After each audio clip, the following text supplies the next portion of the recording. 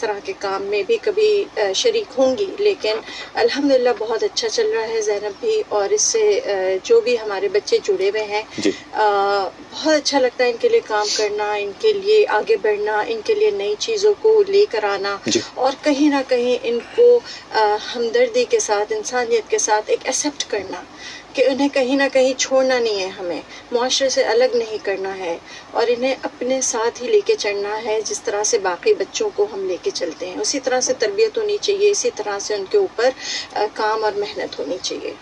अच्छा, आपने तरबियत की बात कर रहे हैं ना, आप तालीम तरबियत दोनों ही दे रहे हैं, लेकिन आपका जोर ज़्यादा तरबियत पे है। बिल्कुल, तरबियत पे ज़्यादा इसलिए है कि कहीं ना कहीं तालीम में अगर वो स्लो लर्नर्स हैं तो कहीं ना कहीं स्टक हो जाते हैं, लेकिन हमारे मुआशरे में अगर तालीम है और हुनर नहीं है तो फिर वो बच्चा आगे नहीं बढ़ सकता, चाहे वो डिसेबिलिटी के अंदर हो, चाहे वो एक नॉर्मल बच्चा भी क्यों ना हो।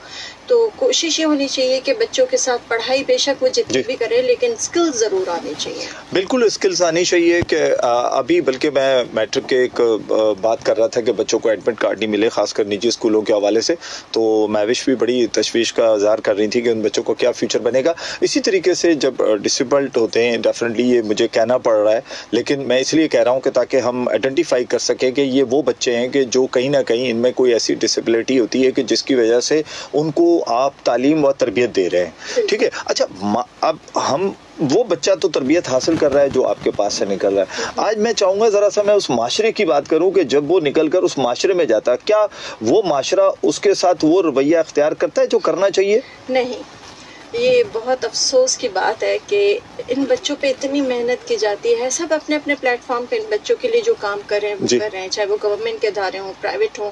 मैं ज़ैनब की बात सिर्फ नहीं करूँगी, लेकिन जो वो बच्चों को आप सिखा के एक मुआशरे में ओपन एक आप लेके जाते हैं कि चलें उनके कहीं जॉब का इंतज़ाम करें या कुछ करें, लेकिन अनफॉर्चुनेटली हम उन्हें उस तरह से ना ही ट्रीट कर पाते हैं, ना उन्हें जो है अभी तक हमारे जहन में वही है कि दीवाना है, मस्ताना है, नहीं कर सकता है, एबिलिटी नहीं है, या इस तरह के अल्फाजों का इस्तेमाल जिससे ना ही बच्चा हर्ट हो बल्कि उसके फैमिली पे भी एक ज़ाहिर है माँ बाप पे क्या गुजरती होगी। तो हमें हमारे अल्फाजों पे, हमारी सोचों पे इख्तियार होना चाहिए कि हम किस तरीके से उससे कम्युनिकेट करें और उनको इतना ही हुनरमंद समझे जिस तरह बाकी के बच्चे होते हैं। हम भी उनको इतना ही हुनरमंद समझे कि जिस तरह बाकी बच्चे होते हैं। लेकिन ये तो आप बोल रहे हैं ना, आप कर भी रहे हो, आप उस तरह की स्किल्स लेकर भी आ रहे हो, बल्कि उनको नौकरियां भी किसी हद तक आपने दिलवाने की कोशिश भी की और कुछ दी भी हैं। लेकिन मेरा ये सवाल फिर वहीं रुका हुआ है, इस माशरे को कैसे हम तरबियत दे सकते हैं? इस माशरे को कैसे ठीक करें? वो बच्चा तो ठीक हो जाएगा आपके पास। बिल्कुल। अब मुआशरा, जहाँ पे मुआशरे की बात है तो देखें जो अब यूथ आ रही है जो वो उसमें बहुत पॉजिटिविटी है, बहुत पॉजिटिव एनर्जी है।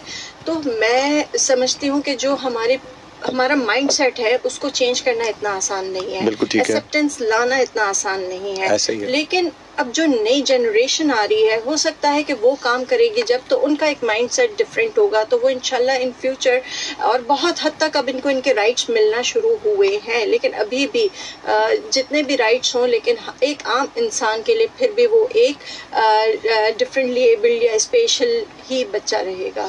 तो बहुत मुश्किल है, बहुत मुश्किल है कि उस तरीके से उसको भी इतनी अहमियत दी जाए और इस तरीके से लेके चला जाए। बिल्कुल ऐसे ही है महविश, आप बिल्कुल सही फरमा रही हैं। लेकिन देखें, आज का प्रोग्राम करने का मकसद यही है कि माशरे को ये बताना है कि अगर उन बच्चों को कहीं तरबियत दी जा रही है, उन बच्चों को इस माशरे का हिस्सा बनाने की कोशिश की जाए, तो इस माशरे को भी चाहिए ना उन बच्चों के साथ वही रवैया अख्तियार करे जो नॉर्मल बच्चों के साथ रखते हैं। बिल्कुल बिल्कुल ऐसा बहुत, वही मैंने कहा कि उसको भी इतनी इम्पोर्टेंस दे। और इसी देखें, अल्लाह ने कहा है ना कि आप अपनी आँखों में जो है एहतराम रखें उनके लिए, बातों में नरमी होनी चाहिए आपके, चाहे डिसेबल्ड हो या नॉर्मल हो, और दिलों में आपके जो है हमदर्दी होनी चाहिए, आपके अखलाक अच्छे होने चाहिए इनके साथ। और जब आपका कोई मकसद है, जैसे कि अगर आप जॉब भी दे रहे हैं, तो आला ज़र्फ़ी के साथ उनको एक्सेप्ट करके, उनको कुछ एक एहसास के साथ कि नहीं आपके अंदर भी है कि आप काम कर सकते हैं।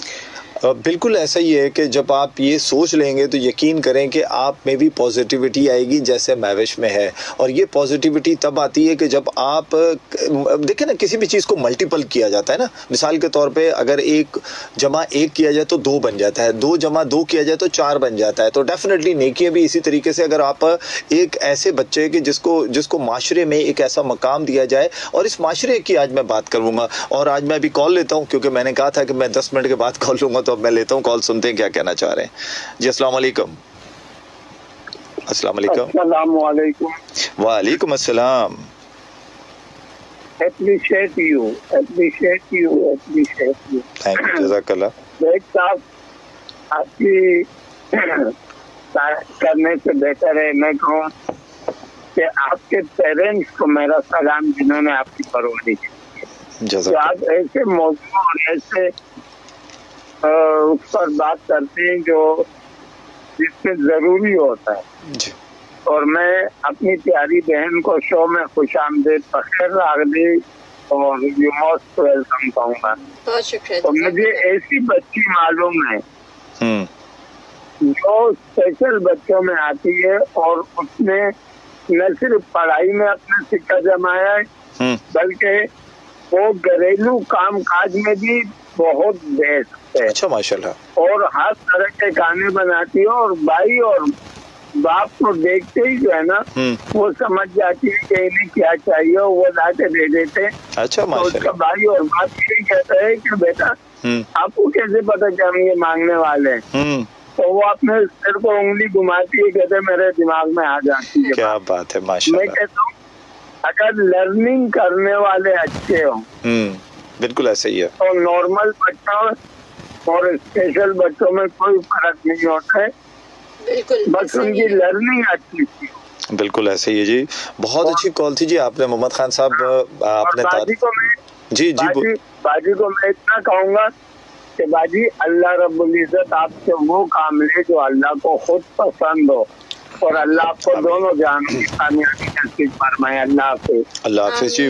बहुत जी, मेरी पहली कॉल थी और मोहम्मद खान साहब की कॉल थी और बड़ी ज़बरदस्त कॉल थी। और हमेशा ही खैर बड़ी मेरे कॉलर्स, मुझे इस बात की खुशी होती है कि कम से कम मेरे इस सुनने के बाद बात करते हैं।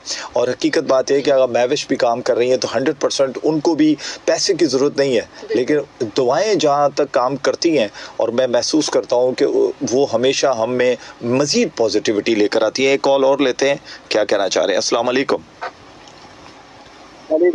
वालेकुम अस्सलाम जी। जी मोहम्मद जाहिद साहब, कहाँ गायब है भाई आप?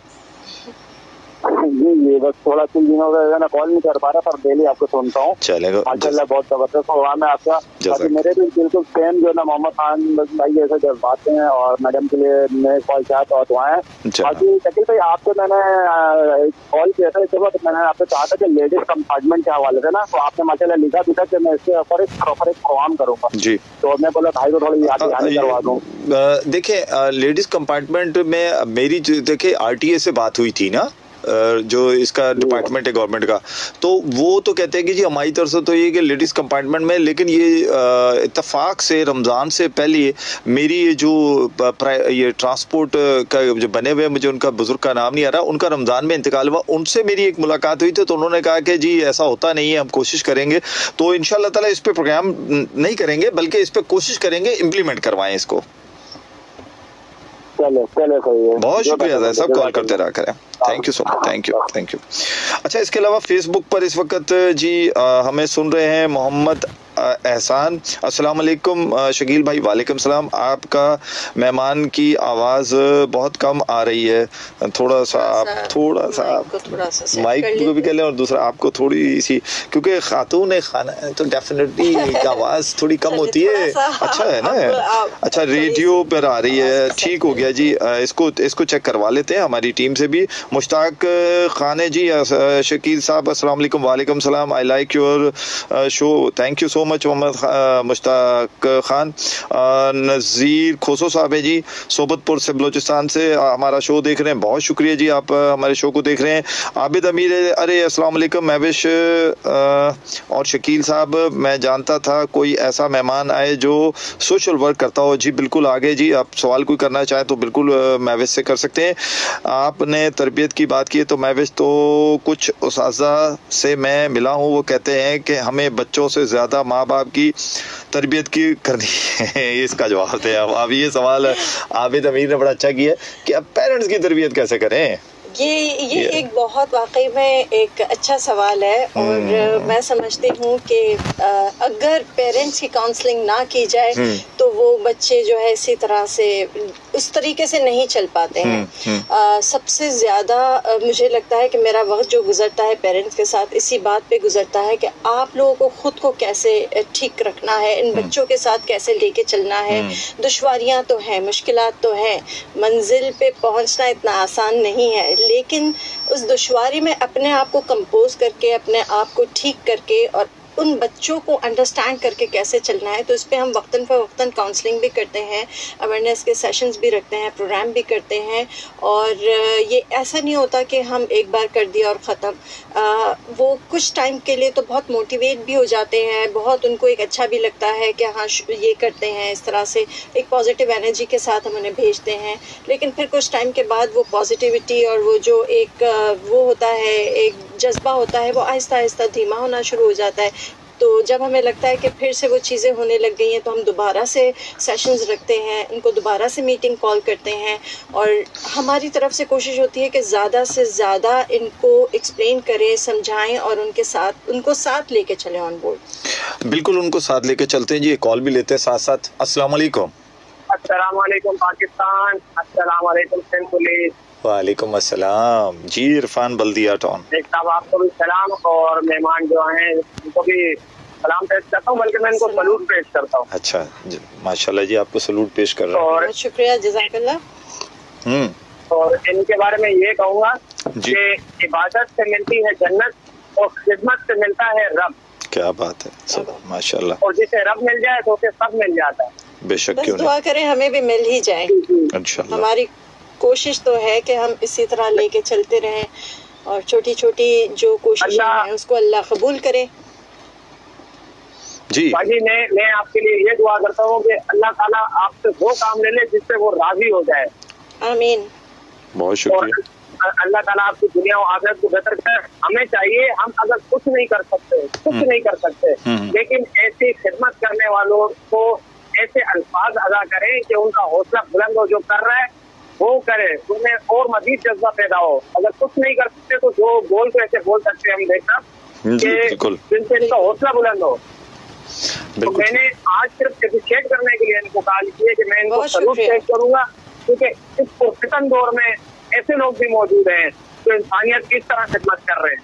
बिल्कुल ठीक है। और इनसे एक छोटा सा वाकया भी मैं सुनूंगा कि जो एक पेरेंट्स की डेथ हुई वो कैसे हुई। मैं चाहूंगा ताकि सुनने वालों को क्यों सुनाया जाएगा उस पर भी बात करता हूँ मैं भी। प्रोग्राम सुनते रहिएगा। बहुत शुक्रिया जी, वालेकुम सलाम। अच्छा, चूंकि हम माशरे में उस खुदा न खास्ता हम ये नहीं कहते कि पूरा माशरा ख़राब है, लेकिन हम ये ज़रूर कहते हैं कि चंद माशरे के ऐसे लोग होते हैं, चाहे वो मेल हो या फीमेल्स हो, जिसकी वजह से माशरे में बुराइयां जन्म लेती हैं। लेकिन अब जैसे ये तरबियत की बात आई, पेरेंट्स की तरबियत है, तो मैं भी आपको तो बहुत ज़्यादा इस पे से गुजरना पड़ता होगा, क्योंकि आपके पास जो बच्चा है वो नॉर्मल नहीं है। बिल्कुल। यहाँ तो नॉर्मल बच्चों के पेरेंट्स की भी तरबियत की जरूरत है, क्योंकि वो भी बच्चों के साथ जो रवैया बिहेव अपना रखते हैं, यकीन करेंगे मुझे लगता है उन जो मासूम बच्चे होते हैं उनके जहनों पे एक ऐसे नक्श पैदा कर देते हैं कि जिससे शायद वो उनकी तरबियत रुक जाती है और फिर वो होता क्या है कि माशरे में बिगाड़ पैदा होता है। तो आप मुझे बताएं कि अगर कोई ऐसे पेरेंट्स हैं, आप उनका किस तरह काउंसलिंग करते हैं? सबसे पहले तो ये होता है कि ये जानने की बहुत ज़रूरत है कि अगर ऐसा हो रहा है तो हो क्यों रहा है। बिल्कुल सही। ये तो रूट्स क्या मुश्किलात कहाँ हैं जो इस तरह की चीजें हो रही हैं। तो उसमें सबसे पहले तो ये होता है कि देखें, एक यहाँ पे बात करूंगी जहाँ पे मुआशरे की बात हो रही है, वहाँ पे खानदान और फैमिलीज जो जुड़ी रहती हैं उनके ऊपर एक बहुत अल्लाह ताला ने ना हमें एक एहसास जैसी चीज दी है जिसमें हमें समझ आती है कि क्या चीज ठीक है, क्या चीज ठीक नहीं है, कौन दुश्मन है, कौन दोस्त है, कौन क्या है। तो ये एहसास जो है हमारे अंदर डाला गया। अक्सर आप देखें, आपको किसी और की तकलीफ में भी आपकी आंखों में आंसू आ जाएंगे किसी का सुन के। अब ये माएँ जो होती हैं